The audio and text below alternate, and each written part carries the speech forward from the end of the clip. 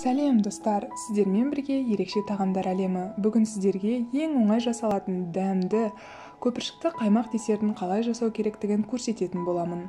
Ең алдымен 20 грамм желатинімізді жылы суда ісіндіріп аламыз. 15 минут тыныштыққа қойсаңыз желатин ісінеді. Бірақ пайдаланар алдында микроволновкаға 2-3 минутқа салып алғаныңыз абзал, сол кезде желатин жақсы ериді. Ендігі кезекте 400 грамм 20% қаймақты таза табамызға саламыз. Содан соң үстіне 150 грамм шекерімізді, хош иіс беру үшін 1,5 грамм ванилімізді салып, қоспамызды блендермен араластырамыз. Осы кезде консистенциямыз көпіршіп бастайды. Мінекей достар, бар жоғы осы. Енді осы көпіршіген консистенциямызға микроволновкадан алған желатинімізді қосатын боламыз және жақсылап блендермен араластырып алыңыз. Сол кезде консистенциямыз одан әрі әдеміленіп көпірши түседі.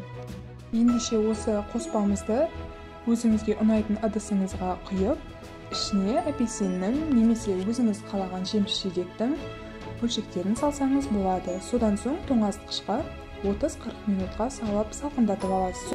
Сол 30-40 минут аралығында сұйық десертіміз қоюланып қатып қалады.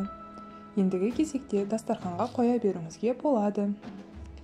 Мінекей достар, сіздерге қасықпен алып көрсетейін. Ешқандай төгілмейді, қатып қалды, беті көпіршікті, өте әдемі болып шықты.